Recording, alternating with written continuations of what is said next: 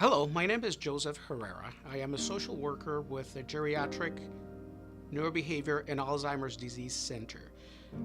Today, I'm going to talk to you a little bit about COVID 19 and how that has affected the ability of the caregiver to continue providing the services that they do on a daily basis.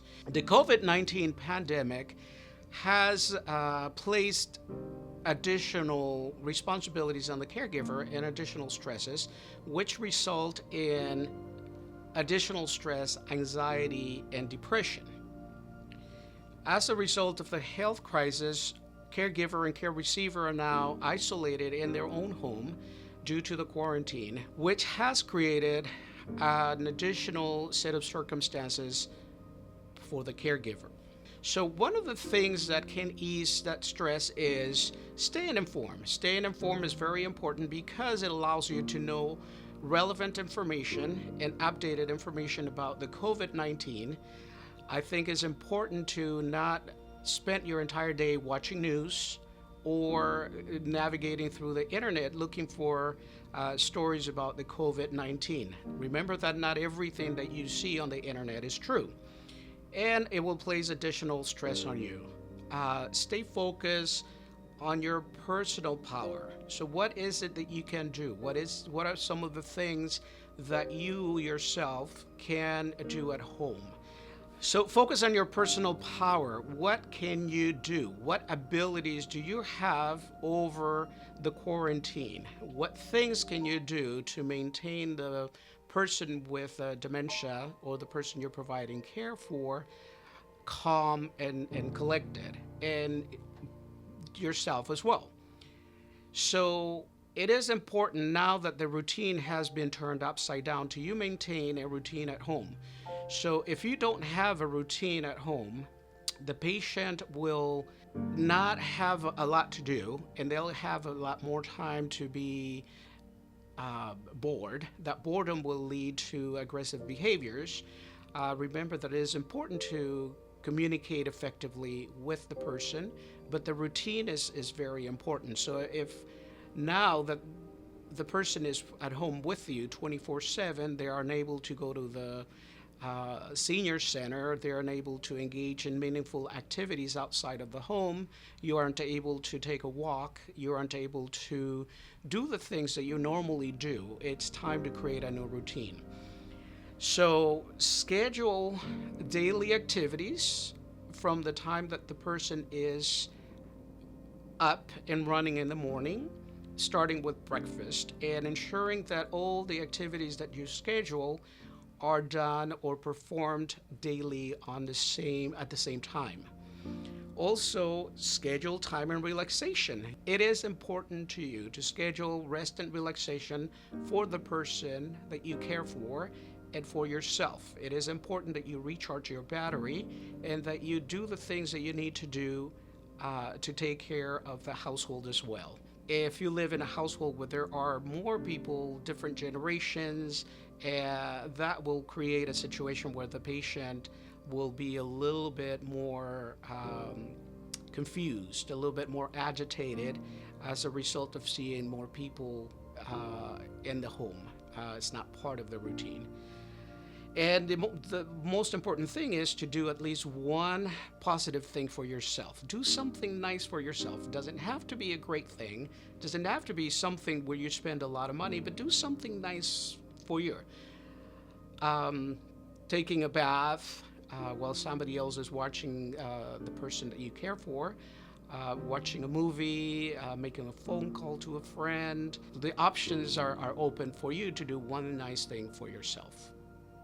As I was stating before, it is important to stay aware of the situation. What is going on with COVID in your community? What is going on in your city, in your state? Is important to be informed. Be familiar as a result of that. Also, you need to be familiar with your local services, your medical provider, the medical provider for the person you care for, and also health resources. So what is available in case that you or the person comes down with the disease? Where can you get assistance? Where do you call if you have a medical emergency? So it's important to have a plan with numbers for your provider, numbers for information, anything that you think is important that you can get to as quickly as possible in case of an emergency, short of calling 911. Of course, if it is an emergency and you need to call 911, it's important to do so as well. Avoid spending a lot of time reading unofficial information on the internet, or listening to news excessively can stress you out, can cause a lot of anxiety, and most of the information is not confirmed, is not verified, and therefore it's not something that you should be taking seriously as well. Be open and honest with your family. So if you have questions, if you have concerns about the COVID 19, if you have questions about infection or potential for somebody in your household to go out, get exposure, and then come into the house and expose yourself or the person you care for, make sure that they know that the person with dementia or the person that has a medical condition are at a higher risk for developing the disease. It's important that everyone is on the same page. It is important that you keep a list of important numbers. Your provider, the person you care for's provider, uh, power of attorney, if you're not the holder of the power of attorney or the designated person, numbers to close friends, to people that you rely on for additional care, and have it posted on a central place. Most people recommend the refrigerator. It is a good place because if you need to call 911 or if somebody needs to call 911, all that information will be posted on the fridge, list of medications, and additional information that you think is important for first responders. Don't sit at home waiting for something to happen. Join an online group. There are several agencies and organizations that are providing services via video platforms that you can connect to or join with your phone or your laptop or PC at home. They are providing group information or support groups, education. They also provide support, one on one support via telephone as well. So make sure that you have a list of those resources as well so that you can, in a moment when you're stressed or anxious and don't know what to do, you can contact them so that you can find some relief by talking to somebody who might have an idea of what it is that you're going through. Request and accept assistance. I know that a lot of caregivers, in my experience, the hardest thing for them to do is to pick up the phone or to talk to somebody in their household about needing assistance. It is important that if you feel that you are having an extra hard day, or your level of anxiety is high, or that maybe things are not going too well that day, that you have somebody that you can call.